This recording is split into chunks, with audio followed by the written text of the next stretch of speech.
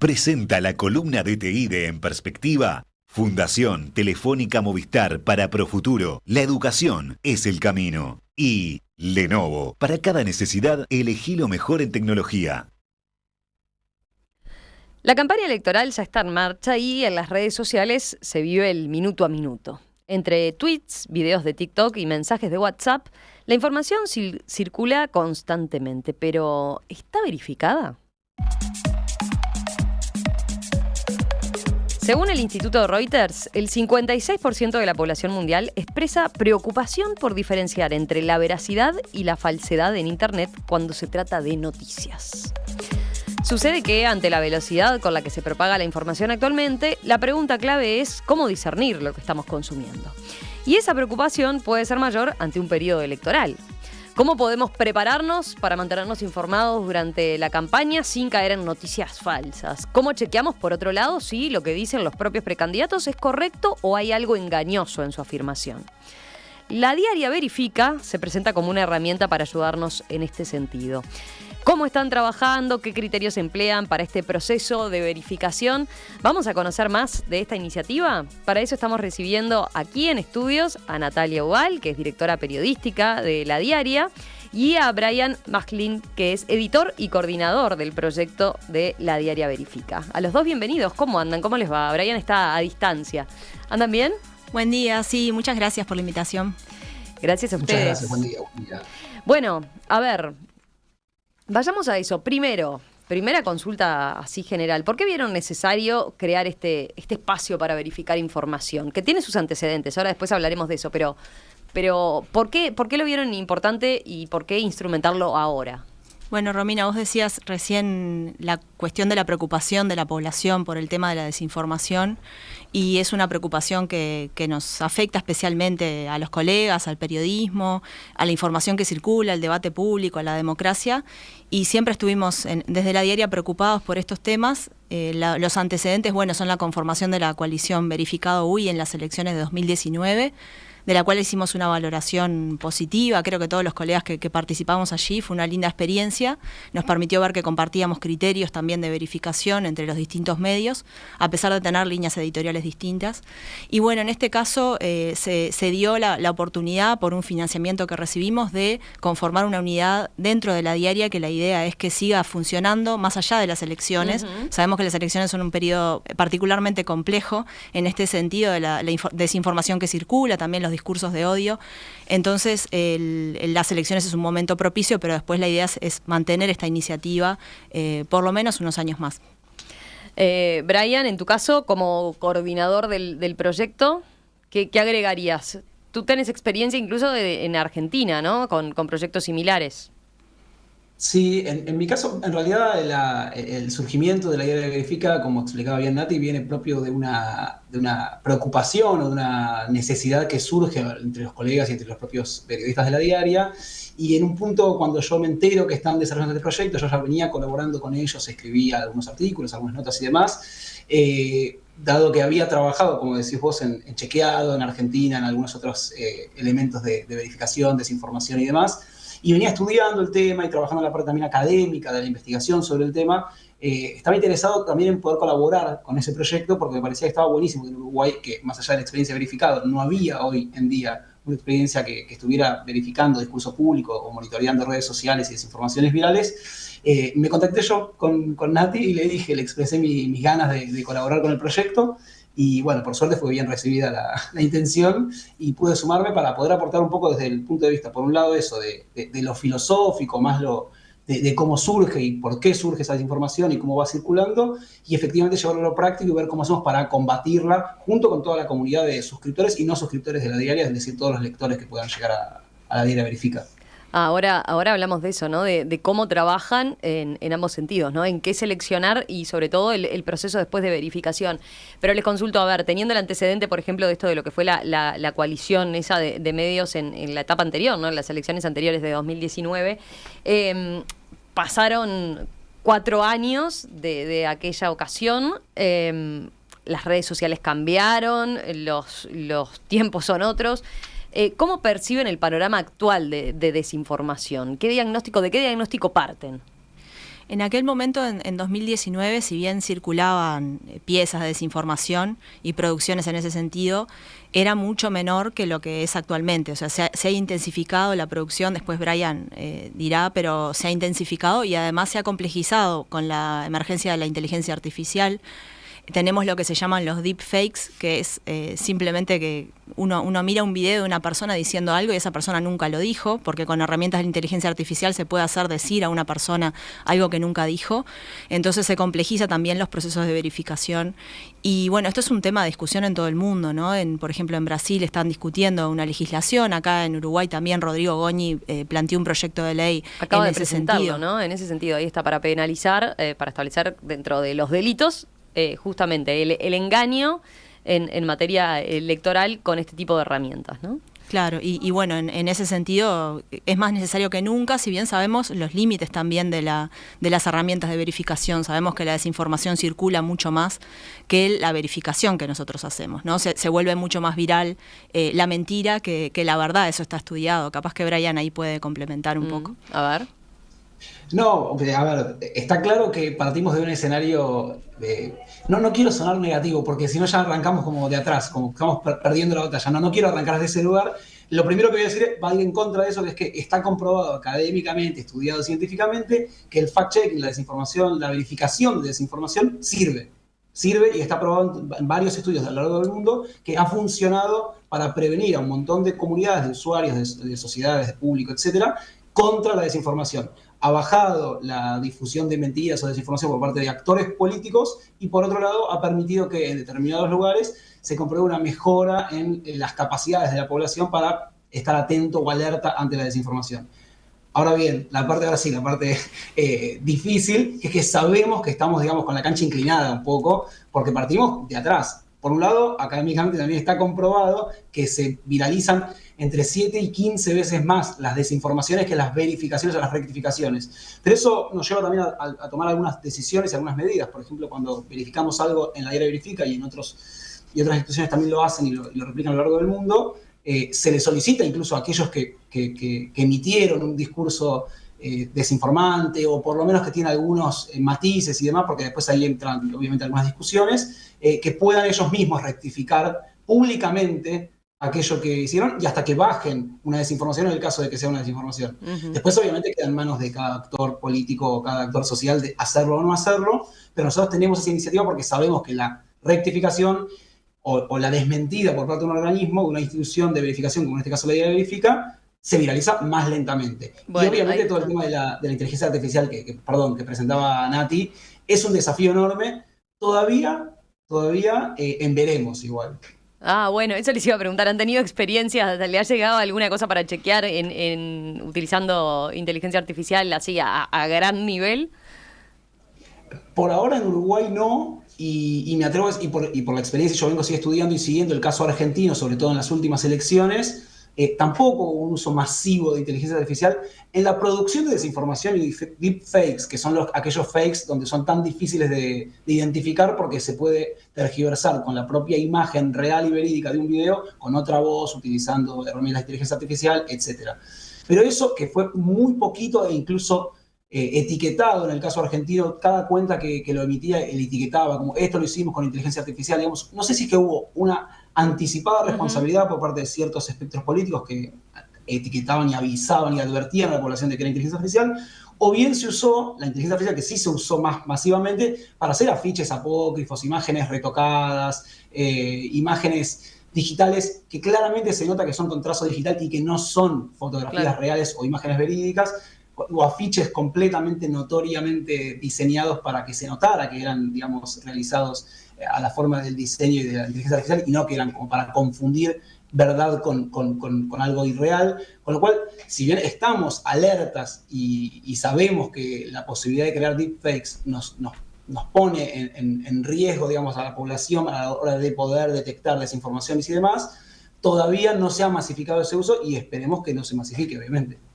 Quiero rescatar algo que decías, Brian, recién en cuanto a los resultados y que hay mediciones al respecto que hablan de los resultados de este tipo de herramientas, ¿no? Está bien, es cierto, sí, siempre se corre de atrás, pero de alguna manera está medido que ayuda en que de repente un contenido que iba a ser mucho más viral, efectivamente se contenga, se restrinja, por ejemplo.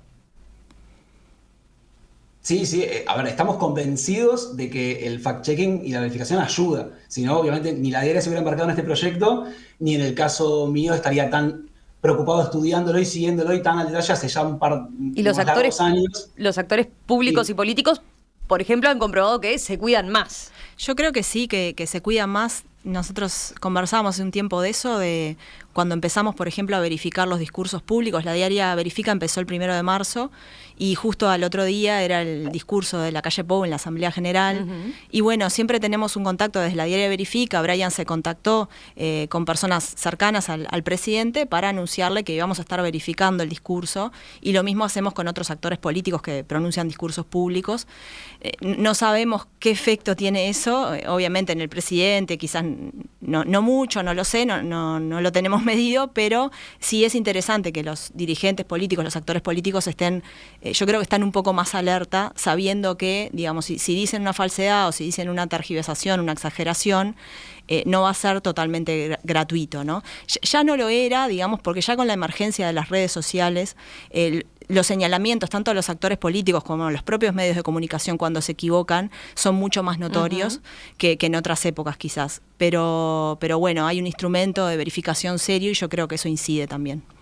Expliquemos en detalle ahora sí cómo están trabajando. Por un lado, ustedes proponen, digamos, 2 tipos de chequeo. El primero es a esto que decía Nati, ¿no? Discursos públicos, como puede ser, bueno, un acto de campaña, el pronunciamiento del presidente, un acto de lanzamiento como se dieron el fin de semana, datos que se manejan en un debate, por ejemplo, en un debate político, o entrevistas, ¿no? En estos casos, ¿cómo definen qué es lo que se chequea y a quién se chequea?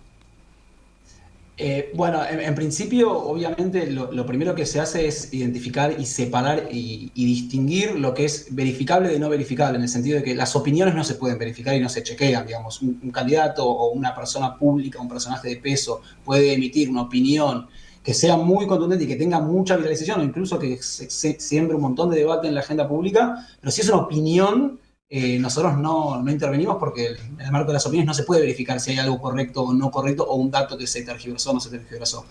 Lo que primero es eso. Lo segundo es ponderar la relevancia que tiene esa frase que vamos a decidir chequear o aquello. Y esto quiere decir, ¿tiene un efecto negativo o posiblemente negativo en la sociedad, en la opinión pública, etcétera, aquello que se ha mencionado? ¿Tuvo un grado de viralización o instalación en la agenda pública, en el debate, tal que si esa frase no fuera cierta, va a generar un daño y va a generar una desinformación que circule velozmente entre toda la población, o simplemente es algo que dijo y quedó en el olvido y nadie lo dijo? Entonces, se pondrán como las 2 instancias. Y en tercer lugar, obviamente, la relevancia también está medida por el peso y la figura pública del personaje. No es lo mismo el comentario de cualquier persona regular, que podemos tenerlo en cuenta, que el comentario de un actor político de peso y que tiene una incidencia sobre las comunidades políticas muy determinada y que claramente tenemos que tender a estar más atentos a estos discursos.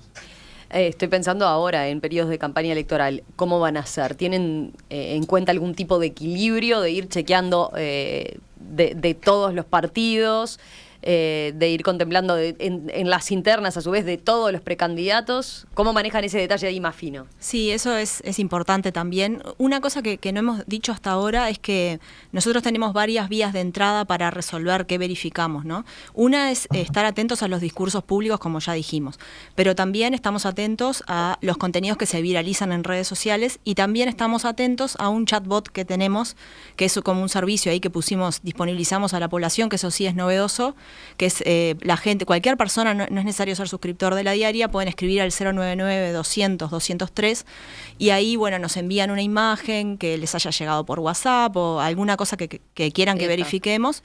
Tenemos un sistema... Esa es otra línea, digamos. Yo apuntaba sobre todo en el caso de los discursos públicos, que sí implica, digamos, ustedes, una proactividad en la selección. Sí, ahí también evaluamos, lo hemos conversado varias veces con Brian, el hecho de, bueno, de ser cuidadosos con los equilibrios también. O sea, no vamos a verificar siempre la misma persona pública, vamos a tratar de tener un equilibrio en la verificación entre partidos, por ejemplo, ahora que estamos en las internas entre sectores. Eso es algo que son los mismos criterios que el periodismo, ¿no? Tratar de mantener equilibrio, diversidad, interés público, básicamente los mismos criterios que el periodismo. Después, otro de las líneas de trabajo en redes sociales, por ejemplo, información que circula en redes sociales, ahí incluimos WhatsApp, ¿no? Esos contenidos que se viralizan. Ahí, ¿qué tienen en cuenta, sobre todo, para decir, bueno, esto sí lo chequeamos y esto no, lo descartamos? Porque ahí me imagino que hay de todo, ¿no? Capaz que Brian puede contar un poco del chat. Sí, ahí el punto número uno, digo, entre lo que llega al chatbot que nos envía la comunidad porque quieren verificar, porque les llegó una cadena de WhatsApp, porque vieron un tweet, porque vieron algo en las redes sociales, e incluso el monitoreo propio que nosotros hacemos de estar permanentemente siguiendo las tendencias, siguiendo aquello que se va convirtiendo en mayor grado de viralidad, etcétera. El principal punto es ese, como decía recién, la viralización que tenga o no y el alcance que tenga una eventual desinformación. Si a nosotros nos comparten en el bot una cadena de WhatsApp una sola vez, bueno, tenemos registro de que se compartió, de que hay algo que está circulando. Ahora, si nos la comparten 10 veces, ya sabemos que está circulando más fuertemente y tenemos que atender más a eso si consideramos después que es relevante también por el potencial daño que pueda generar, obviamente. Pero en redes sociales pasa mucho eso, se mide también por el grado de, voy a decir popularización, pero es más en el sentido de cuánto se difunde o no un tweet, un mensaje, etcétera, en redes sociales, un posteo de Facebook, un posteo en Instagram, etcétera, que nos permite a nosotros también entender hasta qué punto está incidiendo en la opinión pública y hasta qué punto puede generar un daño esa masificación. Entonces, por un lado está la recurrencia, la cantidad de veces que nos llega el pedido de verificar algo o que la gente está atendiendo algo, y por otro lado nosotros mismos vamos viendo qué cosas se van viralizando y qué cosas pasan más de largo. Tampoco es idea de amplificar algo que quizás es desinformación, pero que solamente lo vio una persona. ¿No? Bueno, eso les iba a preguntar, ¿no? Porque también está esa posibilidad de que a todos nos pasa, ¿no? De repente, o me puedo enterar de algo que ustedes verifican, pero que a mí no me había llegado, me había mantenido totalmente al margen, y ahí existe ese riesgo de decir, bueno, estoy de alguna forma difundiendo, amplificando algo que en realidad mucha gente no se había enterado, ¿no? Sobre todo también pienso porque hay un público que es el que capaz está más propenso a reenviar cositas por WhatsApp, ¿no? Y sin verificar y así le llama la atención y reenvía, que seguramente no sea el público también que consume hasta la diaria, ¿no?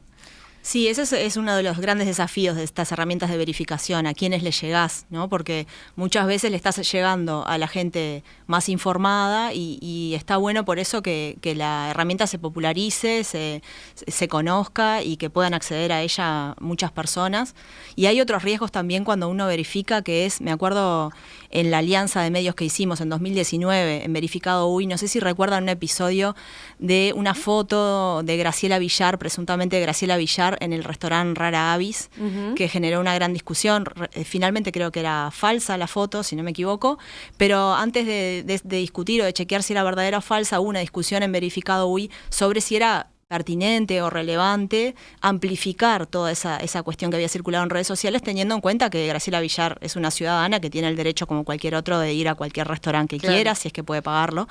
Y entonces, bueno, también esos criterios, esas cuestiones, esas discusiones también las tenemos cuando seleccionamos contenido. ¿Nos quedó algún punto de la selección de la información? Por ejemplo, ¿cómo ponen a trabajar o qué aporte hace la comunidad de la diaria, más allá de hacerle llegar esas inquietudes, ¿no? Y ustedes ahí tener un termómetro de cosas a chequear. ¿En qué otro sentido incide la comunidad de la diaria que ustedes han creado? Nosotros también tenemos una propuesta que bueno, no quiero anunciarla que lo vamos a hacer porque todavía no está plenamente confirmada, pero es muy probable que tengamos un planteo de formar lo que se llama chequeadores comunitarios. En un momento lo evaluamos, que es difundir de alguna manera este conocimiento y estas herramientas de verificación en la comunidad, para que cada persona sea un un chequeador que se convierta en una especie como de líder de opinión de su comunidad, ¿no? Por ejemplo, ¿no? Estoy en el grupo familiar y si yo tengo herramientas de verificación y tengo los cuidados necesarios, puedo alertar a mi grupo familiar de que algo es una fake news o es desinformación. Entonces, ese es un planteo para expandir un poco esta red de verificadores, o por lo menos de personas conscientes de que es necesario verificar la información, pero bueno, eso veremos si lo podemos concretar. En principio es envíos de personas que, bueno, que estén de alguna manera queriendo chequear información y bueno, tienen ese servicio del chatbot. Cristian. Presente. Elena. Presente. Danilo. Presente. Florencia. Presente. Estar presente hoy es pensar en el futuro. Prepárate con Profuturo, el programa de educación digital de Fundación Telefónica Movistar, que te brinda cursos como dificultades de aprendizaje, actúa contra el ciberbullying, alfabetización digital y muchos más. Ingresá en www.fundaciontelefónica.uy y conoce más sobre la oferta de cursos virtuales totalmente gratuitos orientados a docentes y educadores para que más niños y niñas tengan una educación de calidad. Profuturo, la educación es el camino. Encontrá en Star Center todas las soluciones corporativas Brother de impresión, digitalización e identificación para integradores y resellers, así como un amplio portafolio Lenovo con equipos resistentes que se adaptan a los ambientes más exigentes de trabajo y todas sus soluciones para data center. Consultanos starcenter.com.uy.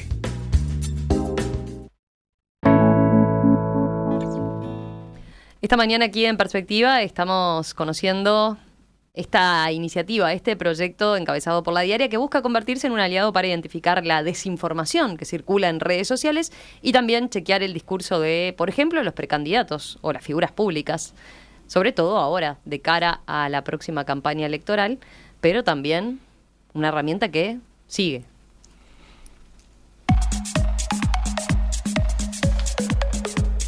Tengo algunos mensajes de los oyentes, ahora se los traslado, pero nos quedamos en, bueno, una vez que hicieron la selección de contenidos a verificar, ¿cómo trabajan después? ¿Cómo comienza el proceso de verificación? Ahí es interesante porque lo puedo ligar incluso con lo que dijo Nati hace un rato en relación a cómo lo que preguntabas en realidad, Romina, vos también, con relación a cómo trabajamos con la comunidad o qué le proponemos a la comunidad para compartir la desinformación. Y en parte, nuestro método, la forma en que trabajamos, está publicado en la web de La Diaria Verifica, precisamente porque es auditable y porque pretendemos que todos puedan después replicarlo y empezar a ser, como decía Nati, en algún punto, chequeadores comunitarios o verificadores comunitarios que puedan empezar a identificar alguna, aunque sea parcialmente. Obviamente no vamos a pedir que reemplacen el trabajo del periodista, por algo lo hacemos nosotros, pero siempre podemos brindar las herramientas para que alguien pueda aprender a hacerlo si quisiera hacerlo. Lo primero que hacemos cuando decidimos que algo ya es relevante, viral, suficientemente viral o demás, lo primero que hacemos es consultar la fuente original de esa frase. En el caso de un actor político de peso, se lo consulta, se lo llama, se le avisa que vamos a trabajar sobre la frase determinada, una afirmación determinada, y se le pide que nos cuente de dónde salió el dato y cómo llegó a esa conclusión, porque muchas veces los datos no solamente son números fríos, sino que son lecturas sobre diferentes temas, sobre diferentes datos o metodologías de cómo llegó a un dato determinado. Y a partir de eso, siempre suponiendo que nos contestan, la mayoría de las veces nos contestan, pero cuando no, también se consiguen la nota y se avisa que tal persona no quiso responder a la consulta, se accede a los datos oficiales que hay sobre el tema en particular para poder contrastar si efectivamente oficialmente se establece el mismo dato para verificar, y después a fuentes alternativas, porque siempre en la producción de datos algunos las estadísticas oficiales pueden registrarlos, otros no, a veces no están elaborados, y siempre hay fuentes alternativas de peso, desde instituciones educativas, universitarias y demás que pueden proveer, hasta especialistas científicos que se dedican a trabajar sobre diferentes áreas y nos ayudan también a entender algunos fenómenos y la metodología que se usa para llegar a determinados datos o conclusiones. Y una vez que hacemos todo ese conjunto y ensalada de datos que sacamos de los diferentes lugares, hacemos una puesta en contexto de tanto de la frase que vamos a ponderar como también de aquellos datos y elementos que tenemos. Y con todo eso es donde recién después decidimos la clasificación o cómo va a quedar etiquetado, digamos, si se quiere el contenido, o cómo va a ser presentado al público, que en definitiva es, en algún punto, la parte menos relevante en el sentido de que es la conclusión de toda la puesta en contexto del tema, pero es aquello más fuerte que le va a quedar, por supuesto, al público cuando lo vea. A ustedes, desde el punto de vista periodístico, obviamente es todo el proceso y todo lo que dice al público, ¿no? Le llega más, o lo que está más pendiente de si es falso, si es engañoso, discutible o verdadero. Y con colorcitos y todo, con colores y todo para que quede bien claro. Semáforo. Sí, que creo la pregunta clave ahí, que puede hacerse cualquier persona y uno trata de hacer cabeza en sus allegados y familiares, es siempre preguntarnos cuál es la fuente, ¿no? Cuando nos llega una información, bueno, pero ¿de dónde salió esto?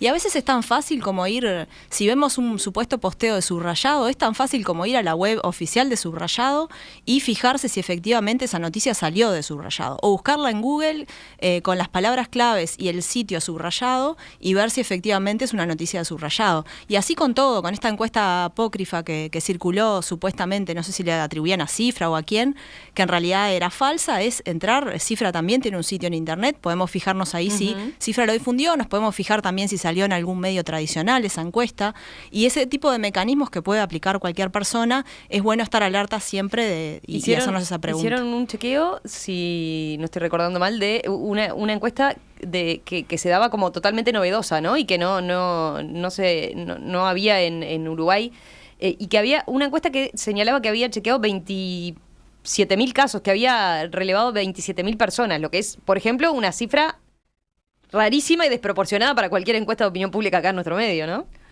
Sí, eso ya de por sí nos alertó y uno puede decir, bueno, ya eso es llamativo y uno podría ser un indicio de que algo puede ser desinformación o que no puede ser no real, pero igual después fuimos a verificar si efectivamente existía esa consultora que estaba supuestamente detrás de la encuesta, si había una posibilidad de que fuera real o no, hasta que detectamos que no, que era una creación y que era algo falso.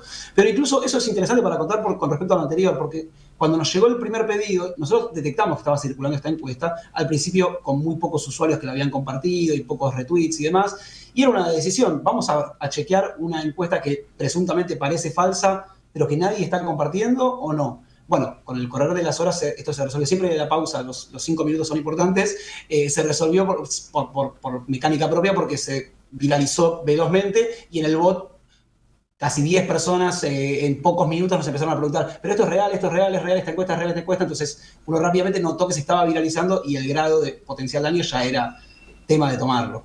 Bien. Brian, te dejamos irte cuando quieras porque tenés clase y yo no quiero quedar como culpable. Te agradezco y sigo charlando con Natalia ahora de un poquito más de los criterios, sobre todo, ¿no? Las calificaciones que ponen y cómo ponen la nota. Eso. Buenísimo. Me desligo de eso y la dejo a Nati entonces que se haga cargo de las etiquetas. Son vivo bárbaro. Perfecto. Bueno, muchísimas gracias. Chao, Brian. Bueno, a ver, la calificación. Repaso acá esto que comentaba Brian, ¿no? De los 8 pasos que ustedes establecen, ¿no? Seleccionar una frase o desinformación viral, ponderar su relevancia. 3, consultar a la fuente original. 4, consultar a la fuente oficial. 5, consultar a la fuente alternativa. 6, ubicar en contexto. 7, confirmar, relativizar o desmentir la información. Y 8, calificar.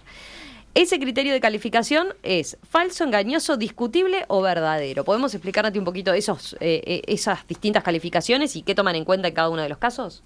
Sí, una primera discusión que tuvimos, una de las primeras discusiones fue qué categorías o cómo catalogábamos las informaciones que estábamos chequeando, porque había distintos caminos. Hay algunos, primero decir, para capaz que el público no lo sabe, que hay ya iniciativas de verificación en otros países de América Latina, no hay en Uruguay, pero sí en otros países de América Latina, con sus metodologías, hay en países de Europa también, y en realidad todos tienen una categorización, pero son distintas. Hay algunas iniciativas de verificación que tienen entre 9 y 10 categorías, y nos pareció, la primera decisión que tomamos fue, no vamos a poner 9 o 10 categorías porque muchas veces los límites son difusos o borrosos y vamos a hacer algo que sea lo más claro posible. Y planteamos esto, no planteamos, otra opción podría haber sido, bueno, tomemos solo verdadero o falso, pero como la vida no es blanco y negro y hay matices muchas veces, entonces optamos por estas categorías. Verdadero o falso capaz que es bastante fácil de entender para las personas, si bien también hasta a veces la verdad, ¿no? Uno puede decir una afirmación falsa, una afirmación verdadera, pero omitir omitir cierto contexto que a veces ayuda a entender también el fenómeno al que se está refiriendo. Nosotros a veces, además de catalogar como verdadero, tratamos de dar ese contexto. Un caso claro es el del chequeo del discurso de la calle Pou, que las dos verificaciones que hicimos nos dieron verdadero, pero además de eso agregamos cierto contexto a la frase de la calle Pou. Y en el caso de engañoso es cuando uno lo que dice es verdad, pero lo dice o fuera de contexto o lo dice de una manera, utiliza los datos de una manera que genera una impresión errónea, ¿no? Es el caso, por ejemplo, de... Esta es la categoría un poco más difícil de asignar, pero ya pusimos un engañoso a las afirmaciones, pongo un ejemplo para que se entienda, a la afirmación de Sartori de que él no tenía más faltas que los principales dirigentes políticos de su partido, del Partido Nacional. Nosotros la catalogamos como engañosa porque si uno va a mirar las faltas de Sartori, en realidad él tiene muchas faltas, es más, muchas ausencias tiene en el Parlamento, es el que más tiene, si uno lo compara con Graciela Bianchi, con Sebastián da Silva, con otros dirigentes del Partido Nacional, llega a un 60% sus ausencias, pero son ausencias con pedido de licencia, entonces estrictamente y formalmente no son faltas. Entonces cuando él dice no tengo más faltas, tiene razón, es verdad, sin embargo, es el que más ausencias tiene, ¿no? Claro. Y ese es un ejemplo y la gente no tiene esa distinción fina entre una cosa y otra. Claro, ¿no? se queda con la idea de que en realidad tampoco se ausentó tanto y hay otros que son peores, digamos, en ese sentido. Y bueno, nos pareció que era una afirmación engañosa. Y después la otra categoría que es discutible, que la catalogamos, por ejemplo, a las afirmaciones de Azucena Arbeleche, cuando presentó las cifras macroeconómicas, su última presentación pública, porque lo que ella afirmaba desde cierta metodología y en cierto contexto y con ciertas comparaciones de los datos era verdadero, pero si tomábamos otras metodologías y otras fuentes de datos, era falso. Entonces, dependiendo un poco de la metodología que se utilizara, esa afirmación podía ser verdadera o falsa, y en esos casos lo catalogamos como discutible. ¿Han tenido repercusión en esos casos o devolución de los actores que chequearon, más allá de haberlos consultado? Primero, ¿cómo resulta esa experiencia de consultarles?